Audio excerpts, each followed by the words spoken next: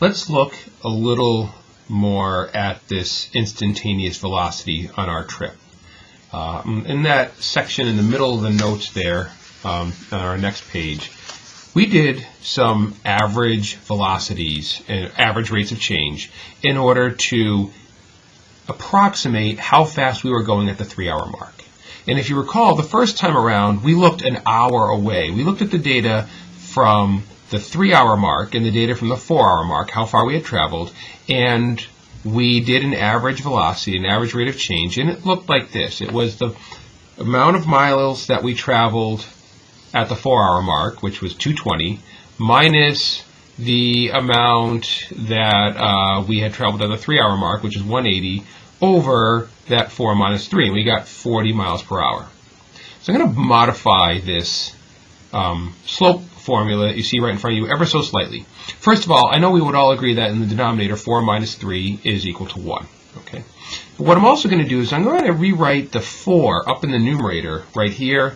I'm going to rewrite that as 3 plus 1. And there's a method for this madness, but just for now, would you all agree that this bottom slope formula is the same as what's happening up in the top? Hopefully you will, because the math is all there.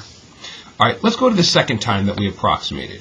The second time that we approximated, we had just a half an hour away.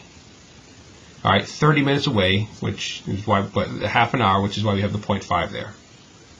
And once again, if we do the subtraction in the denominator, we would all agree that 3.5 minus 3 is a half. So our denominator is really just a half. But let's modify this numerator again. 3.5, that's really 3 plus 0.5. All right, so we got the same thing going on here as we did over here, except instead of having ones, we now have halves. All right, but we see 3 and 3, 3 and 3, but then the same number here, it's just that that number got smaller. And that's what happened when we changed from being an hour away to a half an hour away. We did it a couple more times as well, but let's focus on the third one. The third time, we were only 6 minutes away. We were 1/10 of an hour away. All right, so that's why we have 3.1 there, and we did the math involving that. We came up with another approximation, which we knew was better than the first two because the first one was an hour away, the second one was a half an hour away from our time, and now we were only 6 minutes away from our time. So doing a little bit more with the same thing, we know in the denominator that 3.1 minus 3 is just 0.1. We have a 1/10. And we also know in the numerator that 3 plus, let me go a little bit further, 3 plus a 1/10 would be 3.1. So again, we see the same number here and here that we did. The only difference is that that value got smaller.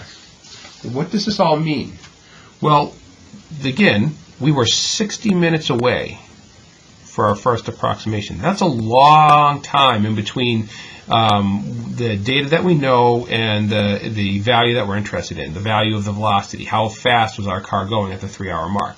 We checked that out from 60 minutes away. Then we got better data. We said, well, you know what? What if we were only 30 minutes away from our exact point that we're looking for?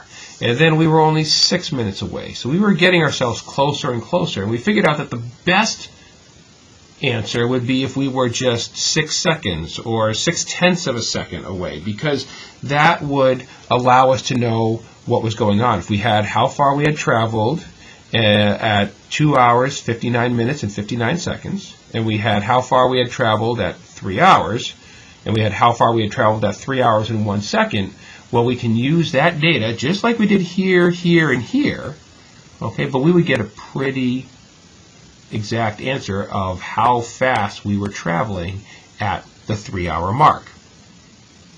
Okay, well, what does it mean in terms of the numbers?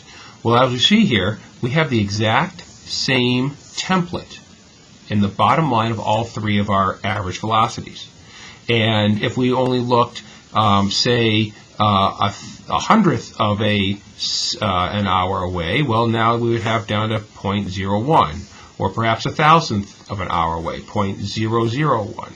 Ultimately, we're trying to get this denominator, which also happens to be up here in the numerator as part of the first function, to be equal to 0. The problem is we know that we can't divide by 0.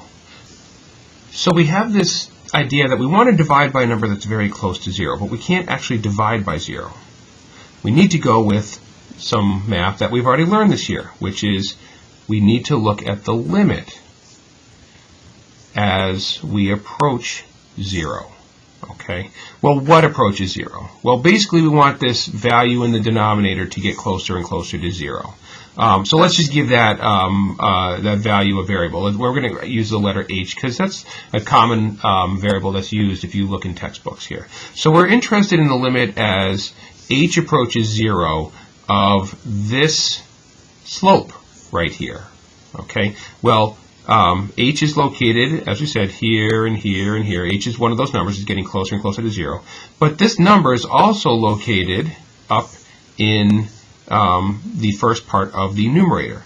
So we're interested in f of something plus h minus f of something. Okay, so again, here, here, and here, that's our h. Okay. And as we talked about earlier, we're interested at a certain value. In this case, we were interested in the 3-hour mark. So we would have like a 3 right here. Okay. And this limit, that would give us our exact velocity at t equals 3 hours. Okay, if we could figure out what this limit is equal to, we would know for certain what our instantaneous velocity would happen to be. We would no longer be looking at an approximate velocity, but an actual velocity. Okay, and this limit of what's known as the difference quotient, that's going to lead us towards the ideal situation, the way to get our exact answer. Okay, so again, going through these questions right here, what happened to h as the times drew closer and closer to t equals 3? All right, h decreased, right, towards 0. Okay, what would be the ideal value for h? It'd be great if h was 0. All right, why is that unacceptable? All right, well, we can't divide by 0. So the mathematical process that we use is our limit. Okay. So flipping over to the other side, so, as I said, we can't divide by 0, but we get extremely close to 0. So we have the limit as h approaches 0, f of 3 plus h minus f of 3 all over h. That gives us the exact velocity at the 3-hour mark. It's no longer an approximation. Okay. If we wanted it at the 2-hour mark, well, then we would just replace 3 with 2 here and here. And this would give us the exact value, or exact velocity at the 2-hour mark.